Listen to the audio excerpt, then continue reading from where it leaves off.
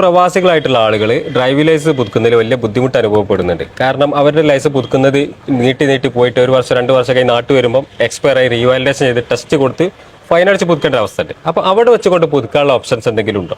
തീർച്ചയായിട്ടും driving licence പുതുക്കലൊക്കെ വളരെ simplify ചെയ്തിട്ടുണ്ട്. ആളുകൾക്ക് ഇപ്പോഴും അത് മനസ്സിലായിട്ടില്ല എന്നുള്ളതാണ് സത്യം.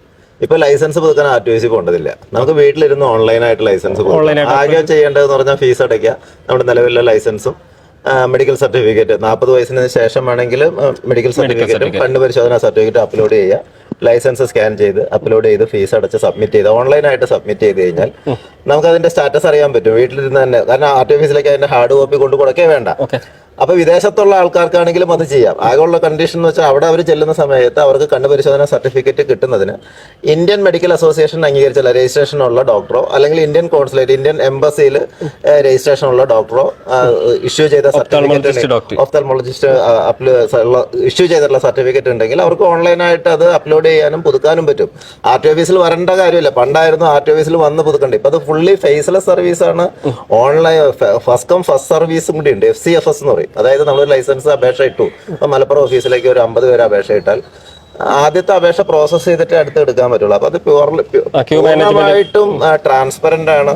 മാത്രമല്ല നമ്മളൊരു അപേക്ഷ ഇട്ട് കഴിഞ്ഞാൽ നമുക്ക് വീട്ടിലിരുന്ന് അതിന്റെ സ്റ്റാറ്റസ് പരിശോധിക്കാം. അതിന്റെ ഓരോ ഘട്ടത്തിലും നിങ്ങൾക്ക് മെസ്സേജ് വരും. അത് വെരിഫൈ ചെയ്യുന്ന സമയത്തും അപ്രൂവ് ആവുന്ന സമയത്തും എല്ലാം അതിന്റെ മെസ്സേജ് വരും. അപ്പൊ ഇതൊന്നും ഒരു ദിക്കിലും അന്വേഷിച്ച് കിടക്കണ്ട. മൊബൈലിൽ നോക്കിയാൽ നമുക്ക് ഇതറിയാം. അപ്പൊ എവിടെ ഇരുന്നിട്ടും ഈ ഒരു സിസ്റ്റം നമുക്ക് റിന്യൂ തീർച്ചയായിട്ടും ലോകത്ത് എവിടെ ഇരുന്ന് ലൈസൻസ് പുതുക്കാം. മാത്രമല്ല അതിനകത്ത് ഒരു കാര്യം കൂടി ഉണ്ട്. പണ്ട് കാലത്ത് ലൈസൻസ് പുതുക്കുന്നതിന് 1 മാസം മുമ്പൊക്കെയാണ് ലൈസൻസ് പുതുക്കാൻ പറ്റുമായിരുന്നു. ഇപ്പൊ അങ്ങനെയല്ല, 1 വർഷം മുമ്പ് വരെ പുതുക്കാം. അപ്പൊ നമ്മൾ ഞാൻ അടുത്ത വർഷം ഡിസംബറിൽ പോവുകയാണെന്നുണ്ടെങ്കിൽ എനിക്ക് ഈ വർഷം തന്നെ ലൈസൻസ് പുതുക്കാം. 1 വർഷം മുമ്പേ ലൈസൻസ് പുതുക്കാനുള്ള സംവിധാനം ഏർപ്പെടുത്തിയിട്ടുണ്ട്. അപ്പൊ ഞാൻ അടുത്ത വർഷം വിദേശയാത്രയ്ക്ക് പോകുകയാണെങ്കിൽ എനിക്ക് അഡ്വാൻസ് ആയിട്ട് തന്നെ ലൈസൻസ് പുതുക്കാം. പക്ഷെ ഒരു കാര്യം ഉറപ്പുവരുത്തേണ്ടത്, പണ്ട് ലൈസൻസ് തീർന്ന 1 മാസം നമുക്ക് വാഹനം ഓടിക്കാൻ ഒരു ഗ്രേസ് പീരീഡ് ഉണ്ടായിരുന്നു. 2000 ഓടിക്കാമായിരുന്നു. 1 മാസത്തേക്ക് ഒരു ഗ്രേസ് പീരീഡ് ഉണ്ടായിരുന്നു. അതായത് 1 മാസം ലൈസൻസ് ഉള്ളതായിട്ട് പരിഗണിക്കായിരുന്നു. പക്ഷെ ഇപ്പൊ അതില്ല. ഇപ്പൊ ലൈസൻസ് രാത്രി 12 മണിക്ക് തീർന്നാൽ 1 മണിക്ക് രാത്രി 1 മണിക്ക് വണ്ടി ഓടിച്ചാൽ പോലും ലൈസൻസ് ഇല്ലാത്തതായിട്ട് പരിഗണിക്കും. ഗ്രേസ് പീരീഡ് ഇല്ല. അതുകൊണ്ട് അഡ്വാൻസ് ആയിട്ട് ഫൈൻ ഇല്ലല്ലോ. പുതുക്കുന്നതിന് ഫൈൻ ഒന്നുമില്ല. ഫൈൻ എന്ന് പറഞ്ഞാൽ 1 വർഷം കഴിഞ്ഞാൽ അതിന് 1000 രൂപ എക്സ്പയർ ആയിട്ട് 1 വർഷം വരെ ഫൈൻ ഇല്ല. 1 വർഷം വരെ ഫൈൻ ഇല്ല എന്ന് മാത്രമല്ല, 1 വർഷം വരെ നമുക്ക് പുതുക്കാം. പക്ഷെ പുതുക്കുമ്പോൾ ഒരു പ്രശ്നം എന്താണെന്ന് വെച്ചാൽ പഴയ ഡേറ്റ് വെച്ച് കിട്ടില്ല. എപ്പോഴാണോ നമ്മൾ അപേക്ഷ ഇടുന്നത് ആ സമയം മുതൽ ആ സമയങ്ങളിൽ ഇൻഷുറൻസ് കവറേജ് ഒന്നും കിട്ടില്ല. ലൈസൻസ് തീർന്നാൽ ലൈസൻസ് തീർന്നതാണ്. ഗ്രേസ് പീരീഡ് ഇല്ല. 100% ഗ്രേസ് പീരീഡ് ഇല്ല. അതാണ് നമ്മൾ മനസ്സിലാക്കേണ്ട ഒരു സംഗതി. പക്ഷെ ഞാൻ പിന്നെയും പറയുന്നത് വളരെ സിമ്പിൾ ആണ്. ഒരാളുടെയും പുറകിൽ നടക്കേണ്ടതില്ല. വളരെ സിമ്പിൾ ആയിട്ട് ട്രാൻസ്പെറന്റ് ആയിട്ട് ചെയ്യാം. ഇങ്ങനെ മറന്നു പോകാൻ സാധ്യതയുള്ള ആളുകളാണെങ്കിൽ 1 വർഷം നേരത്തെ കാലത്ത് വിദേശത്ത് പോകുന്ന ആളുകളാണ് നേരത്തെ പുതുക്കി വെക്കുക.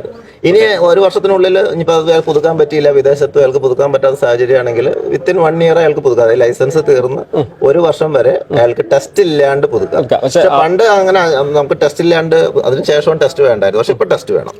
1 വർഷം കഴിഞ്ഞാൽ നമ്മൾ ഡ്രൈവിംഗ് ടെസ്റ്റ് വേണം. പക്ഷെ 1 വർഷം കഴിഞ്ഞാലും 5 വർഷത്തിനുള്ളിലാണെങ്കിൽ, അതായത് ലൈസൻസ് തീർന്ന് 5 വർഷത്തിനുള്ളിലാണെങ്കിൽ റോഡ് ടെസ്റ്റ് മാത്രം കൊടുത്താൽ മതി. 5 വർഷം കഴിഞ്ഞിട്ടുണ്ടെങ്കിൽ റോഡ് ടെസ്റ്റും ഗ്രൗണ്ട് ടെസ്റ്റും, അതായത് പെച്ചും എട്ടും അടക്കമുള്ള ടെസ്റ്റ് നടത്തണം, റോഡ് ടെസ്റ്റ് നടത്തണം. അത് 5 വർഷം കഴിഞ്ഞാലാണ്. ഓരോ വർഷത്തേക്കും ഫൈൻ കൂടി. പക്ഷെ അത് ലൈസൻസ് എന്ന് പറഞ്ഞാൽ സ്ഥിരം നമുക്ക് ആവശ്യമുള്ള അല്ല, മറന്നു പോകുന്ന ആളുകൾ അതേപോലെ പ്രവാസികൾക്കാണ് ഇപ്പോൾ കൂടുതൽ ബുദ്ധിമുട്ട് കണ്ടുവരുന്നത്. അതുകൊണ്ടാണ് ഇങ്ങനെ ചോദിക്കാൻ കാരണം. വളരെ നല്ല ഉപകാരപരമായ വീഡിയോ ആണ് ചർച്ച ചെയ്തത്. അപ്പോൾ ലൈസൻസ് പുതുക്കുന്നതുമായി ബന്ധപ്പെട്ട സംശയങ്ങൾ എന്തെങ്കിലും ഉണ്ടെങ്കിൽ കമന്റ് ചെയ്യുക. കൂടുതൽ വീഡിയോസ് ആയിട്ട് വീണ്ടും കാണാം. Okay, thank you.